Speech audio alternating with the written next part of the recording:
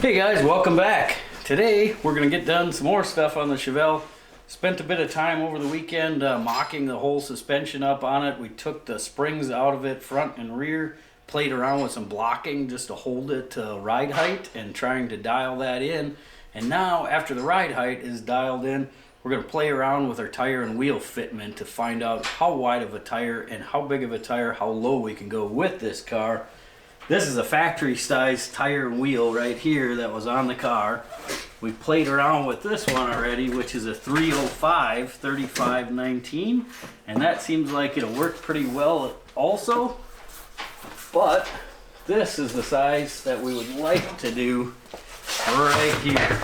This is a 315 3518, and we're hoping to get these on all four corners of the car, and a possibility of a 335 3520 in the rear. But if we did go with that tall of a tire on the rear of the car, we would have to raise the suspension up in the car at least another 2 inches to get that same ride height. Because of the taller tire and wheel, all the suspension would have to go up. So that's what we're going to play around with tonight. We're going to finish gutting this car, and stay tuned. Pretty soon we're going to be ripping the body off of this thing. Making the motor mount pedestals that are going to be welded out of the frame. Had these plasma cut out for the bolt and everything, except for the engine. We're going to then take this, we got to narrow it up a little bit, tack it on there and then weld it and then bend it all the way around so we can enclose it in all the way. And then we can take that bolted to the motor and then weld all the way around it to the frame, and then the motor will be where it's supposed to live. Narrowing these up so that way we can get a nice area to weld in. This isn't probably the best way to do it, but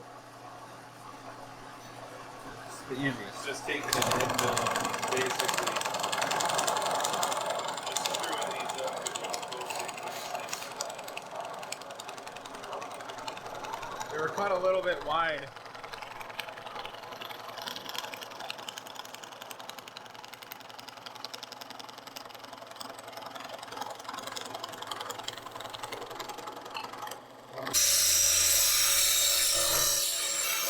My body's back in here. You just be burring these, taking off all the rough edges, and then putting this slight little bevel on them. So then that way when he goes to weld them, it's a little easier to get. I'm just going to weld this up and see if I can't get this piece of metal right here to form all the way around this, like we were talking about before.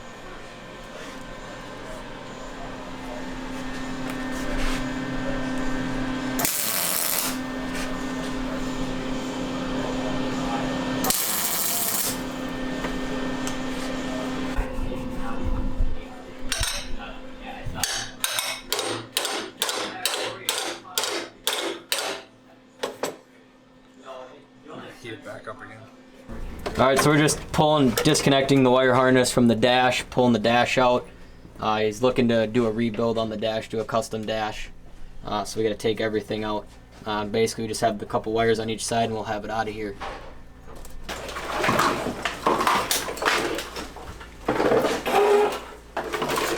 There goes the whole dash. Oh. Got it.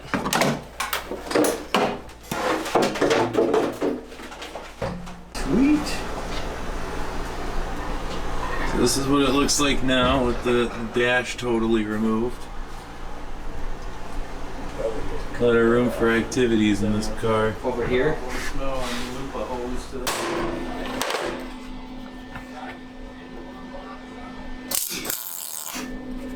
Yeah, that sounds a little progressive.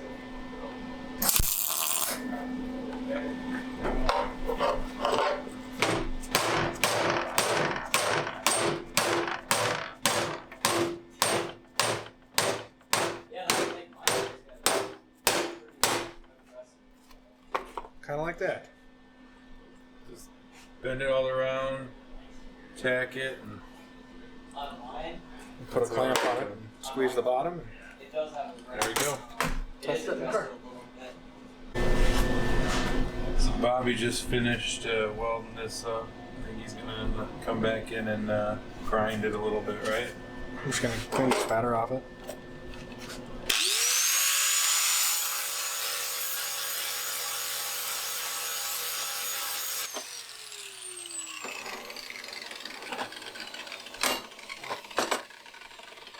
And that's one complete motor mount. Alright guys, we got the 315 tire on here and we're doing some clearance issues. We found out our tie rods, our inner tie rods are touching the oil pan right now, right as it gets into full lock. And we're going to have to address that a little bit. It looks like we should do some notching a little bit on the pan on some bosses that we don't even know what are for. And then also the motor mounts that Bobby is making right now are going to be a little bit taller, so we should be able to get up just enough, and I think our 315 tires are going to clear. Wow, that's a big freaking tire.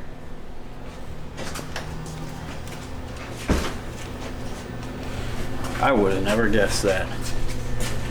You would have been able to get a 315 in there. That's a big ass tire right there. That's full lock and it just hits.